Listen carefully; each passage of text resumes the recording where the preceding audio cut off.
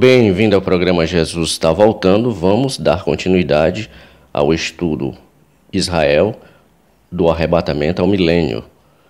E vamos começar falando exatamente como vai acabar esse namoro entre o anticristo e Israel. Primeiramente, o anticristo, quando ele assumir o poder, o mundo vai estar num caos, vai estar findando uma guerra, a economia do mundo foi por água abaixo. Ele vai ser aquele mágico que vai trazer as respostas e vai ter a ajuda e a adesão de toda a liderança mundial, grande parte dessa liderança.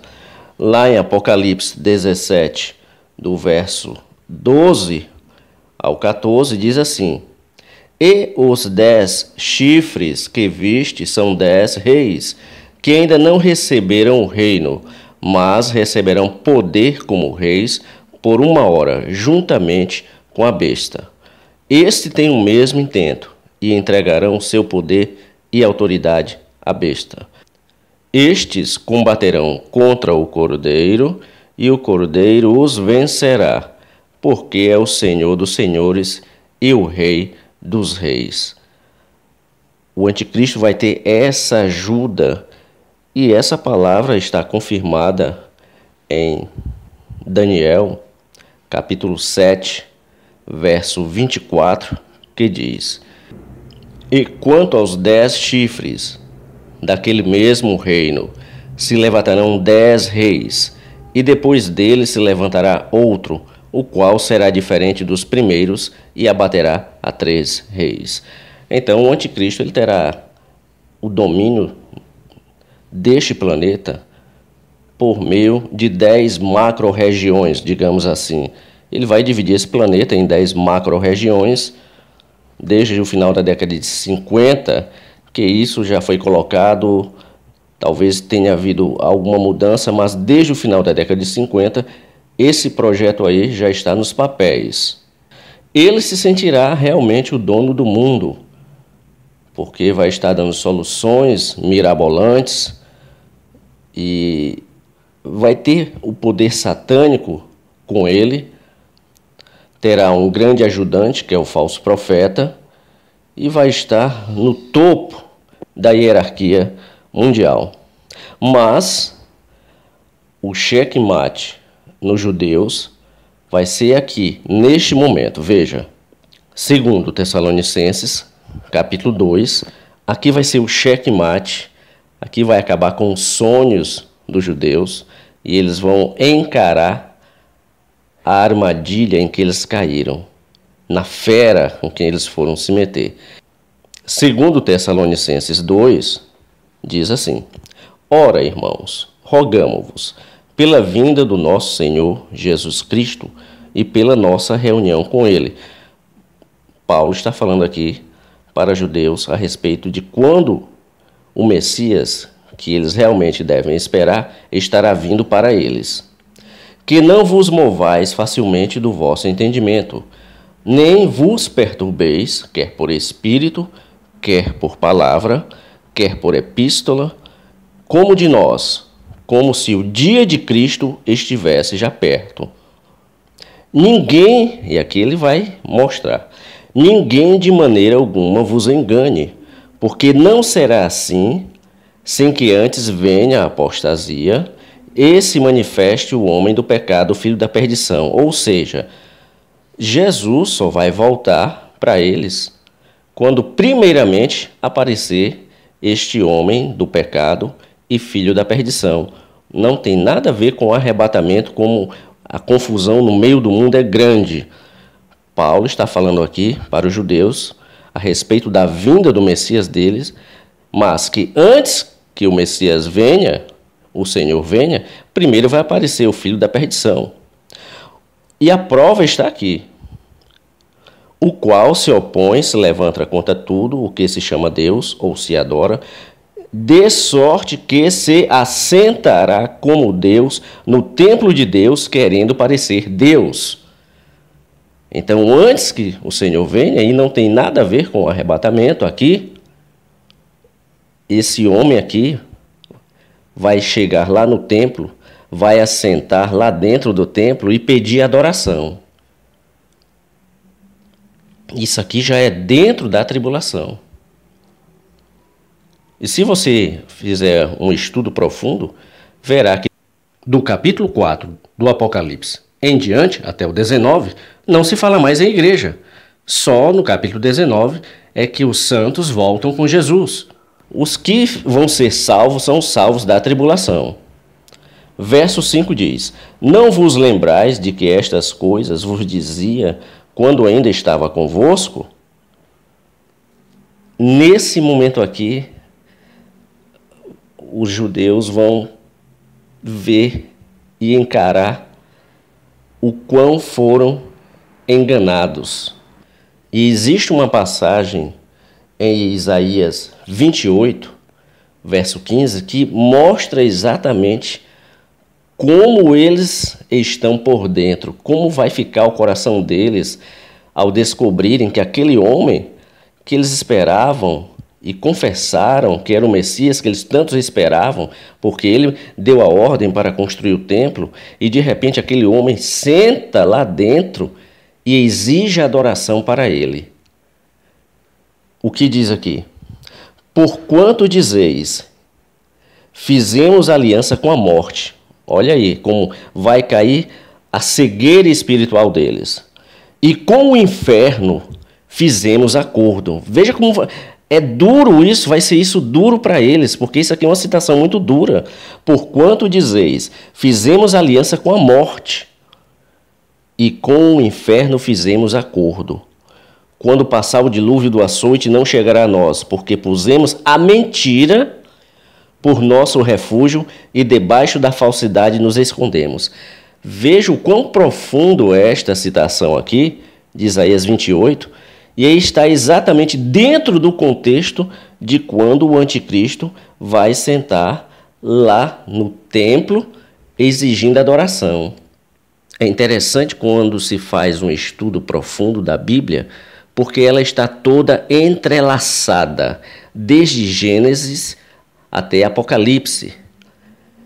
E nesse contexto aqui, vai se cumprir Mateus 24. Outro erro também que as pessoas falam que aqui vai ser o arrebatamento. Jesus está falando ali para judeus a respeito da vinda dele para os judeus. E ele faz este alerta aqui. Exatamente agora dentro desse contexto, quando o anticristo senta lá dentro do templo e vai exigir adoração. Mateus 24, a partir do verso 15, diz assim: Quando, pois, virdes que a abominação da desolação, de que falou o profeta Daniel, está no lugar santo, ou seja, lá quando em Daniel 9, 27, quando ele vai fazer cessar o sacrifício e a oblação, está no lugar santo, quem lê entenda. Então os que estiverem na Judéia fujam para os montes, porque quando o anticristo ouvir dos judeus que eles não adoram a homem nenhum, e só adoram a Hashem, e aqui falando hebraico, adoram a Deus, ele vai ficar irado. E diz, então os que estiverem na Judéia fujam para os montes, porque ele vai decretar morte imediata de todos que forem contra ele. E quem estiver sobre o telhado, não desça a tirar coisa alguma de sua casa. Jerusalém antiga, Jerusalém oriental, os telhados são planos. E as pessoas no verão, é muito quente, até dormem lá em cima. Dá para se caminhar em cima dos telhados. Por isso que Jesus estava falando aqui algo que eles conheciam muito bem.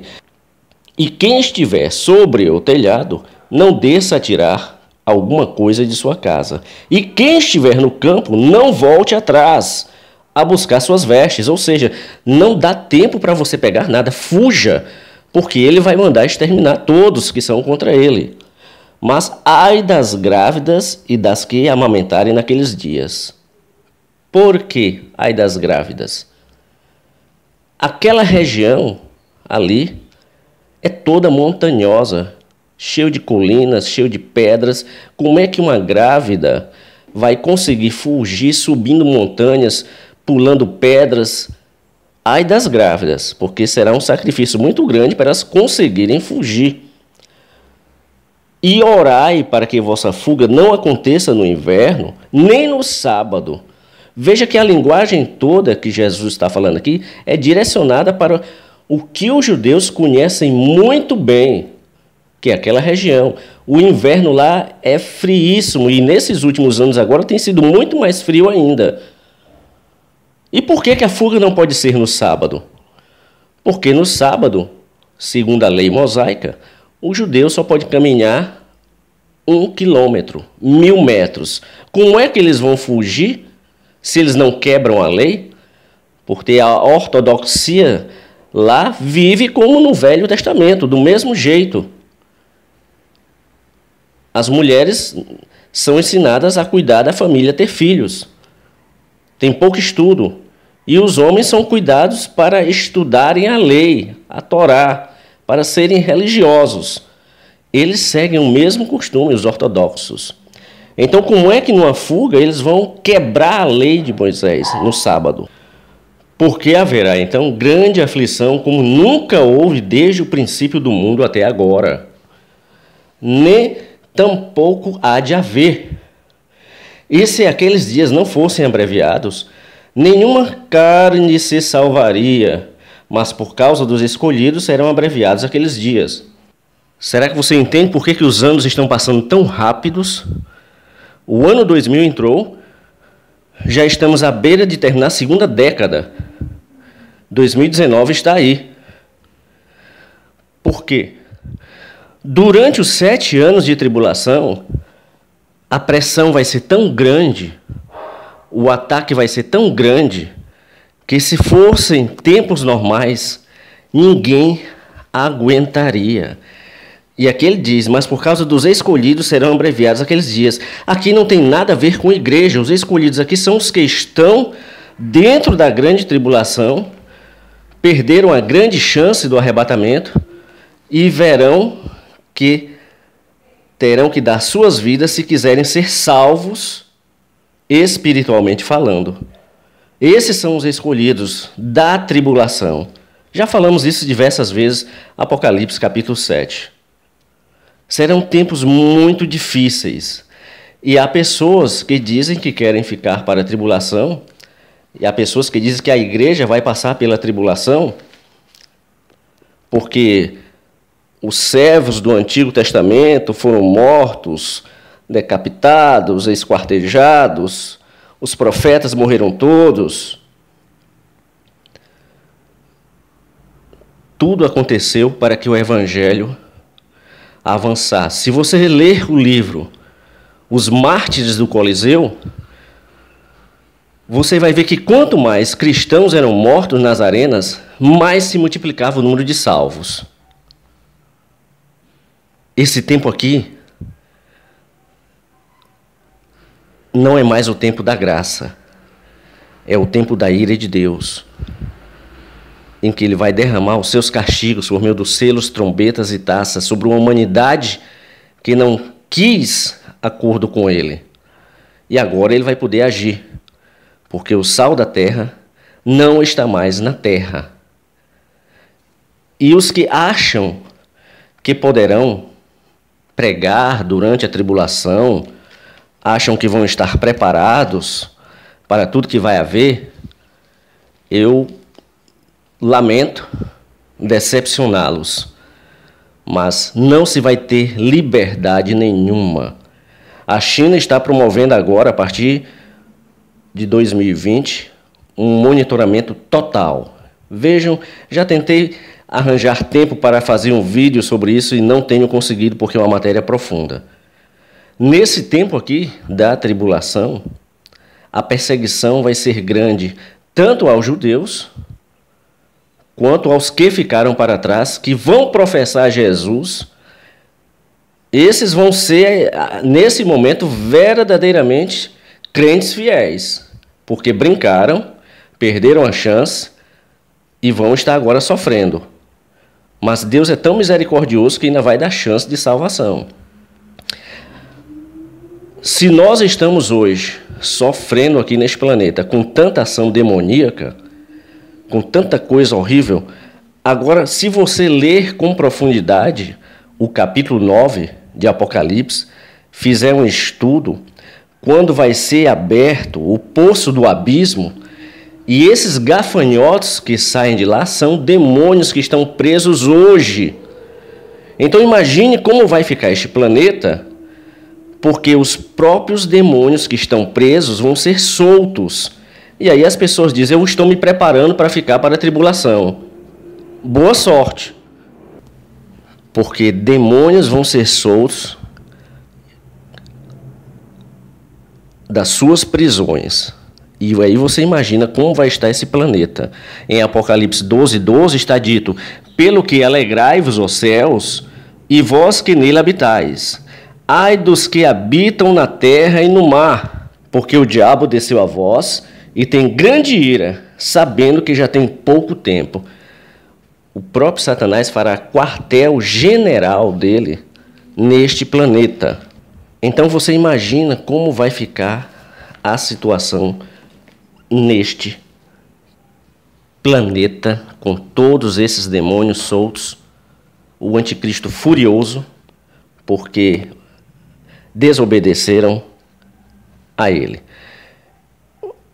Então, quando os judeus souberem de tudo isso e do decreto que o anticristo vai fazer para aniquilar todos, tanto judeus como gentios que forem contra ele, eles terão que fugir imediatamente. Não terá mais como eles ficarem onde eles estão. Haverá uma fuga em massa desses judeus. Isso está exatamente em Apocalipse 12, verso 6, quando fala da mulher e o dragão. Essa mulher é Israel. Ali nesse capítulo está toda a história de Israel, desde o nascimento de Jesus até o milênio. E no verso 6 do capítulo 12 diz, e a mulher fugiu para o deserto, onde já tinha lugar preparado por Deus, para que ali fosse alimentada durante 1260 dias, que equivale aos 3 anos e meio da tribulação, a segunda metade da tribulação, ou 40 meses. Alguns estudiosos dizem que o local para onde os judeus fugirão é a cidade de Petra. E nós vamos mostrar por que eles acham que será a cidade de Petra. Se você olhar na internet, é um local maravilhoso. Foi esculpido há alguns anos na pedra pelos nabaetanos, os povos, os romanos também fizeram morada lá. Então, os estudiosos acreditam que essa fuga do remanescente de Israel vai ser exatamente lá para a cidade de Petra. Vou dar uma parada aqui, quando os judeus, teoricamente, estão sendo guardados lá em Petra. Isso é o que os estudiosos, alguns, dizem. Na realidade, não sabemos se vai ser, mas a Bíblia nos dá uma indicação que possivelmente vai ser lá. No próximo bloco eu vou falar dessa prova que está em Isaías e o desfecho final dessa odisseia judaica.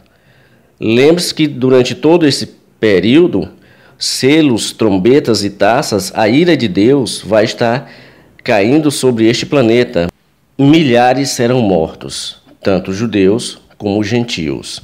Será a reta final da tribulação, quando já vai acontecer a batalha do Armagedon, quando o anticristo vai reunir exércitos do mundo inteiro para tentar destruir finalmente Israel. E não vai conseguir. Porque qual é a estratégia de Satanás? Se Israel for destruído, por isso que ele levanta as nações e governos do mundo inteiro, se Israel for destruído, Jesus não pode cumprir a profecia de voltar sobre o Monte Sião. Então você entende por que os líderes mundiais, as nações, são levantadas contra Israel? É exatamente Satanás insuflando esses governos para tentar destruir Israel, para que a profecia da volta de Jesus não se cumpra. Mas ele é teimoso e esquece que ele já perdeu a batalha há muito tempo. Que Deus te abençoe poderosamente. No próximo bloco, o terceiro, vamos dar o desfecho final, a morte do anticristo, do falso profeta, o aprisionamento de Satanás, a redenção dos judeus e de Israel. E aí focaremos um pouco sobre Jerusalém no milênio. Que Deus te abençoe poderosamente e fique ligado no programa Jesus está voltando.